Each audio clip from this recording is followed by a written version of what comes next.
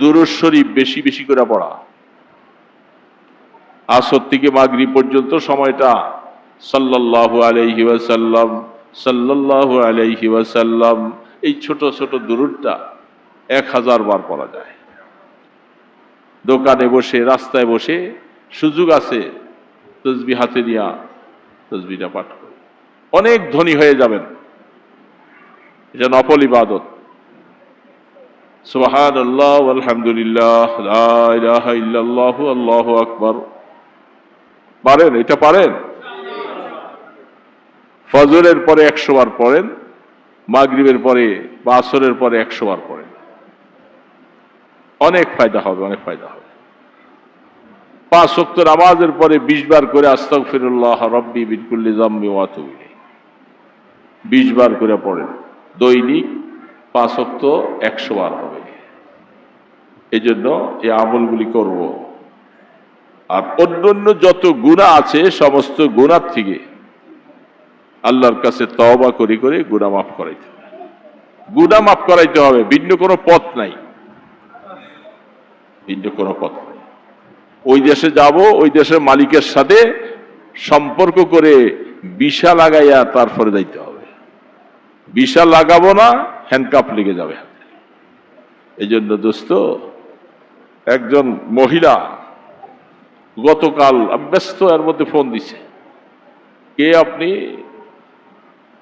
হুজুর, আমি একজন অপরিচিত মহিলা, আমার বাসা মিরপুর, আপনার নাম্বারটা আমি সংগ্রহ করেছি। হুজুর, একটা কথা বলবো, সময় আছে? আমি খুব তাড়াতাড়ি বলেন, ব্যস্ত আছি। আমার একটা মেয়ে কানাডা থাকে, যে বাসায় রাত্রে থাকে একা একা, ঘুমাইয়ে ভয় পায়, কি যেন দেখে, হাঁটে চলে ফিরে। তো আমি বললাম যে আর সাথে কেউ নাই, স্বামী নাই, কেউ নাই? বলে সে পড়ালেখা করতে গেছে, মেয়েটা কানাডা, একলা একলা বাসায় থাকে, তার পাশের রুমের মধ্যে অন্যরা কলিকেরা আছে। কিছু আমল বলে দিলাম। বলেন, মেয়েকে কানাডা পাঠাইছে পড়ালেখার জন্য।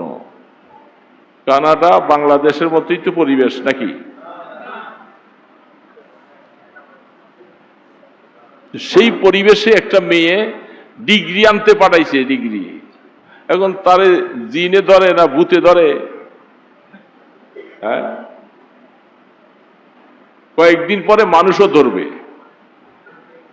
চরিত্রহারা হয়ে যাবে। এদের কি ভরসা? কত বড় সাহস! একটা মেয়ে বাবা লক্ষ লক্ষ টাকা দিয়ে কানাডা পড়াইতে পাঠাইছে, ডিগ্রি নিয়ে আসবে, ডিগ্রি নিয়ে আসবে।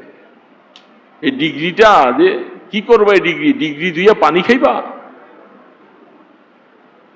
नजर उलझी है 400 में, खरद खोई गई है रंगों में, न छुड़ाए दिल फगाने सहर गाही, अमा शायद मिले अल्लाह में।